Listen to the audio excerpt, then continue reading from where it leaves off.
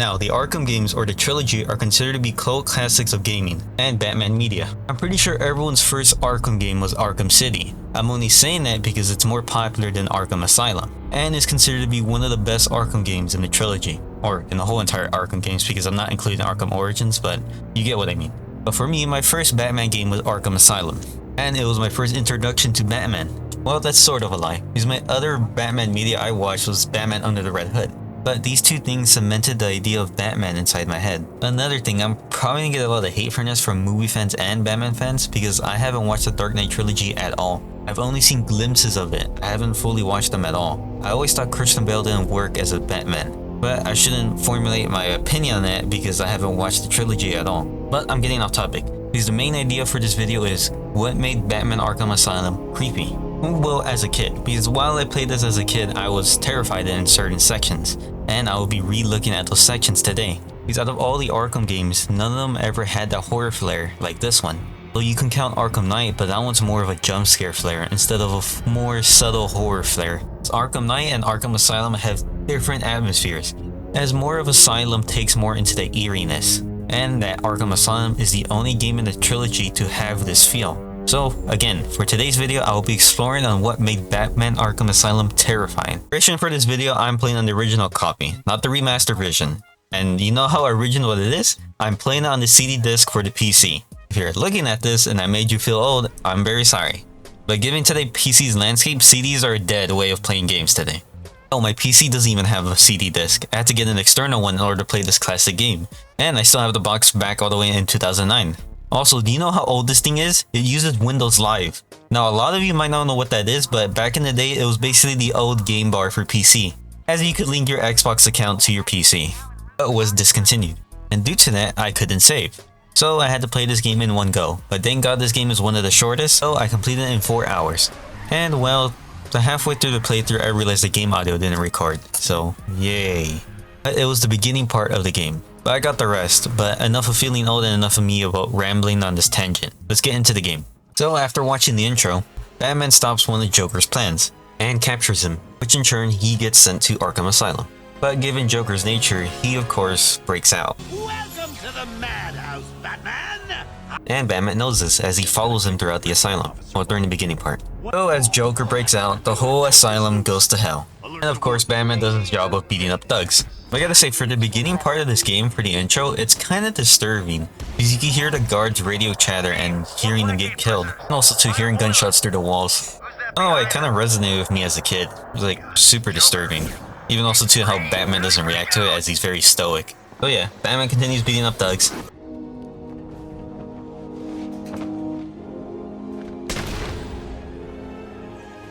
And you fight the Titan.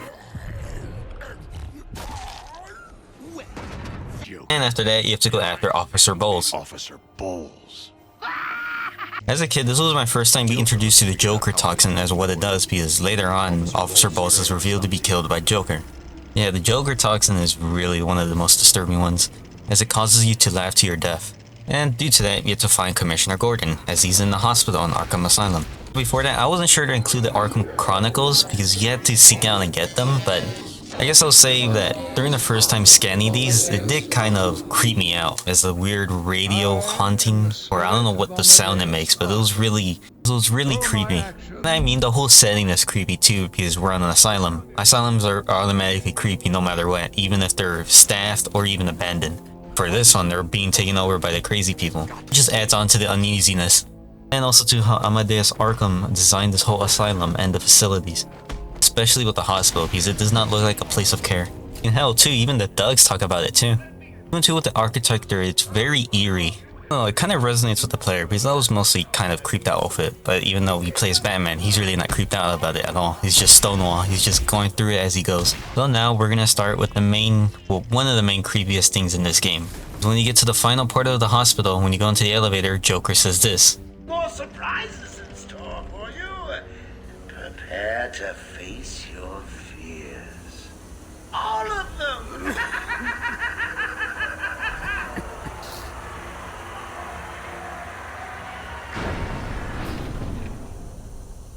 During this first time, I had no clue what was in store for me. And Well, I can't recreate my first reaction because I played this a long time ago when I was a kid, but this whole cutscene is one of the greatest in this game. There is no crane. They're all over me! Only Scarecrow.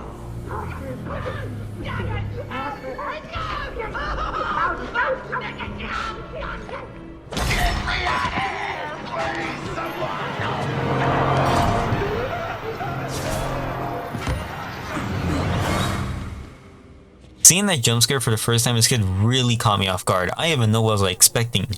So yeah, this is our first Scarecrow encounter. And we're not even done with the whole sequence. This is just the beginning part of a small build up for what's coming later on. It really got off with the sequence. I didn't even know who Scarecrow was before this game. This was my first time seeing Scarecrow. And they did it with a blast. Yeah, the whole sequence is not even over. There's more to come. Please help me, Batman. No! I've got to say again, the whole sequence is amazing. The build up, the music, the tension, everything about it. It's just amazing. But I'm gonna shut up again. I'm gonna let the sequence continue.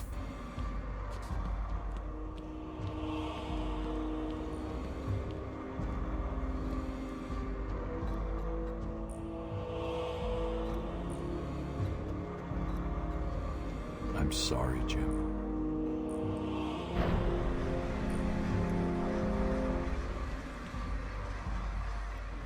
Barbara. I'm sorry. I was too late. I'm sorry. The number you've dialed isn't available. Please leave a message after the tone. Barbara, are you there? Please hang up your phone.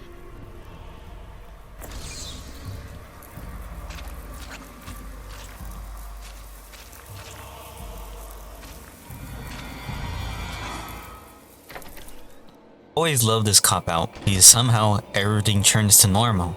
Or is it?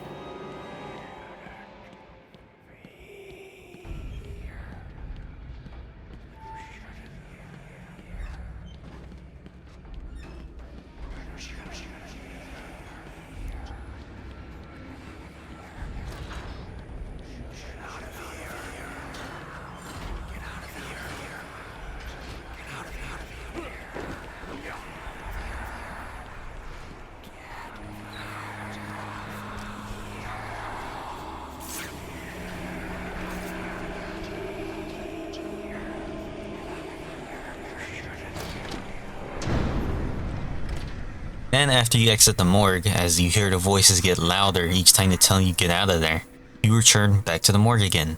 But this time, there's 3 bodies on the tables. So you naturally go inspect them. Father? You should have stood up to him, son. Like a man.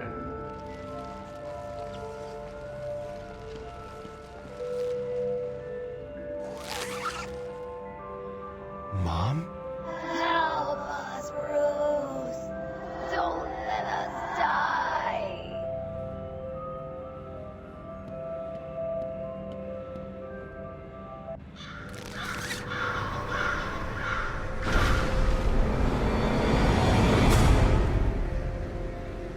And after inspecting the 3rd body, we get to see Scarecrow. The design is one of the coolest in this game. Also too, I think that you take inspiration from Freddy Krueger, which is really awesome. But the thing is, that's his only face, and his face is one of the coolest masks ever in this game. And also, we're not done yet, because as soon as you turn around, you get to see you're in almost like in a dreamlike sequence. This section is designed super good. It's surreal. It's almost like, again, I'm gonna say a dreamlike experience, but this time it's a nightmare. But the thing is, we're Scarecrow. I thought you were supposed to be attacking us, or trying to mess with us. So you jump across the gap, and then this place.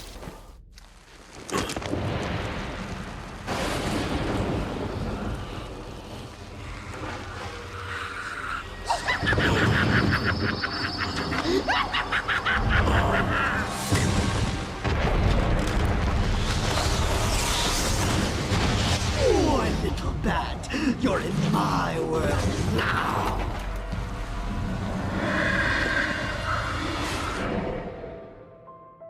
one of the most badass intros for a villain. And also what adds to the creepiness of this whole sequence is that you're powerless, because if you get caught, you can't fight back. I think this is what elevates it too, because Batman can't fight back. We're supposed to be invincible against all these other thugs and other villains, but this time we're not. We're under the influence of Scarecrow. And I will still say to this day, I think Scarecrow is one of the best villains for Batman. Hell, I even think he's better than Joker, because Scarecrow and Batman use the same things. They use fear, but Scarecrow uses the fear toxin. For Batman, uses intimidation in the suit. So it's almost like two rhinos fighting against each other. Because these characters use the same methods, but they execute them differently. But yeah, you're totally powerless. Scarecrow towers over you, and if you get caught, you will be killed. So you have to hide behind the barriers. And also too, I love the way how he's floating in the middle of the air. It makes him look cool. Me and my brother used to play Batman Arkham Asylum a lot, and he always used to say that Scarecrow was always in this meditative state when he's in the middle. I don't know why, but it seemed very cool whenever he said that. Like Scarecrow says, we're in his world now. We're powerless. We can't do anything. All we have to do is hide. In order to defeat him, we have to make it to the bat signal. I've gotta say, for not being a psychological horror game, this is like one of the best horror parts in this game. Well, I think, because I don't play that much psychological horror games or even know some of them at all. But this whole feel is amazing with it. It's like it messes with your head. And it's something missing in Arkham Knight. There is some sequences like this, but they don't capture the same feel as Arkham Asylum. I feel like more psychological horror games should take inspiration from the sequences. And so, towards the end of this section, you defeat Scarecrow by shining the bat symbol on him. So after all of that, Scarecrow's still on the loose. We still haven't defeated him yet. In turn, we're gonna go to the second sequence, which I think is one of the best ones out of all Batman media. This one is in the library, after you rescue Commissioner Gordon and fight against Bane, and you try to find Dr. Young's notes. But in turn, Scarecrow stops you. Another famous sequence of his toxic fear. For this one, we get another tale that hits close to Batman. I can't believe you insisted on sitting through that movie again, Bruce. Come on, we'll be late for Alfred. I'm sorry, Daddy. Go easy on him, Tom. He loved it so. Alfred will wait. Keep up, Bruce.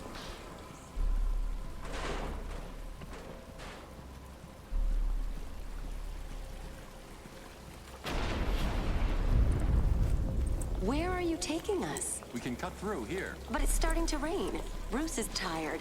Can't we just wait for him here? Come on, keep up. We're nearly there.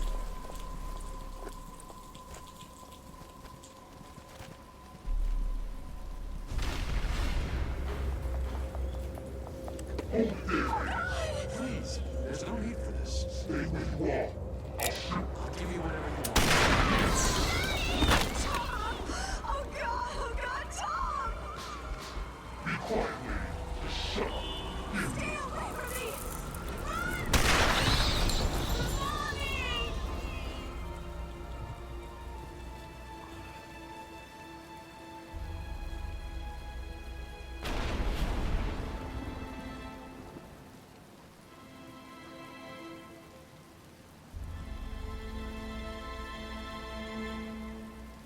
And after all that plays, we get Batman's origin story of what led him to become Batman. I love how the way that the whole mansion or this part of this hallway turns into the alleyway of where Batman's parents died.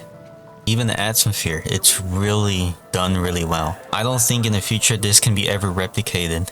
And also, I'm gonna keep saying that I did state in the beginning of the video that this was my first Batman media. And seeing this whole thing of what led to Batman, holy crap, I could never even recreate that reaction. I have literally no words for it. I can't even remember of how I reacted to this, but it was engraved in my memory. Never seen something new with Batman where they recreate his origin story. It's kind of hard because I think of this sequence as like, this is one of the best ways to tell Batman's origins of what led to him becoming a superhero. It's like nothing can beat this. Nothing at all. I think this is one of the best ways to tell the origin story of Batman. But let's get back into the Scarecrow sequence, because this one's more upgraded than the first one, like in the one in the hospital. It's just, well, it's just different level design, but it's still cool. But I have nothing else to say because this is just similar to the same one. You get to the end point and use the same bat signal to fire against, well, not to fire against, but to use it on Scarecrow so you could defeat him. I always find it funny that Batman somehow ended up in the Bell section. It's Always a funny thought, because how the hell did he end up there, even though it's locked from the bottom? It always puzzled me, but I don't care. But yeah, that was the second sequence of the Scarecrow Fear Toxin. Now for this section, I don't see any other people talking about it. For this section, it's a really good build-up, and it's not even a Scarecrow section. And I'm talking about the one when you go into the real insane place.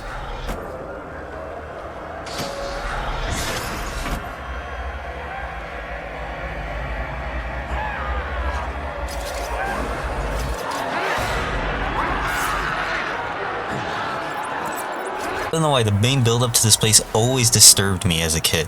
And when I replayed the game, it was still kinda unsettling. It's just done so well.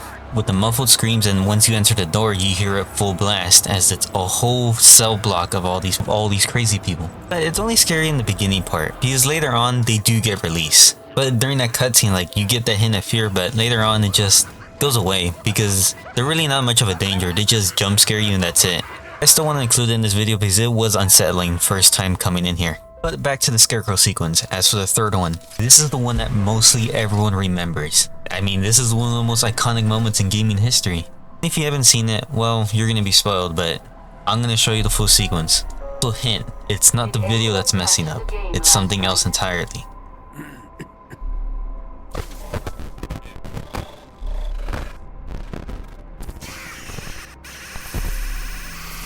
From what it seems like the game reset it on its own. Every gamer's worst nightmare.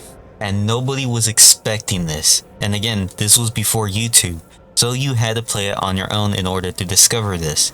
This sequence will forever be a memorable experience in gaming. Nothing can replicate it forever, as the internet is much popular than it was today than it was back then. So it will be hard to ever do a sequence like this ever again. First time playing, no one else was expecting this. Like, nobody at all. This sequence will forever be a unique experience. But yeah, this is a full-on Scarecrow experience. It messes with the player. I keep saying this is a unique experience. I've never seen this in any other gaming when I first played this as a kid. Also too, I love how in the middle that it says that when you get killed by Joker, you have to use the middle stick to dodge it. I always love this fun nod at the game over screen. And so begins the third, final Scarecrow level. The Scarecrow level is one of my favorites because at the end you have to fight against skeletons. I know you could do that in the second one with the tower, but this one's way cooler. And also too, I love how that Batman actually fights against the fear toxin in the middle of this, and that Scarecrow has to inject them again. I think you need a little more. Tell me, what demons do you have left to beat? Shall we see? And that's what lead us to fighting the skeletons. Overall, I like these Scarecrow sequences. You have to hide, you have to parkour in order to avoid Scarecrow's gaze, or else you will get caught and get killed. And like I said with the first sequence, this elevates the creepiness. But just like with the other ones, you defeat Scarecrow by shining the bat symbol at him. And so in turn, ends the nightmare from Scarecrow. But he's still not done yet. Still gotta stop Scarecrow, because he's gonna unleash the fear toxin into the Gotham River below the sewers. As he gets near to the sewers, he monologues and gets captured by Killer Croc. Not captured, nearly killed.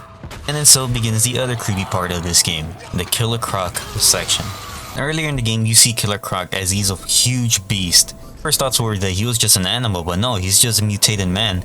Also too, early in the section, I didn't get footage of it, but you get jump scared in one of the doors when you get near to the Batcave. But I think this section scared a lot of people because, just like the Scarecrow ones, you're being hunted down. You're powerless against it. Only thing you can do is hit his collar and he retreats back into the water. Not gonna lie, I got chills when I replayed this again. With him taunting and coming out of nowhere.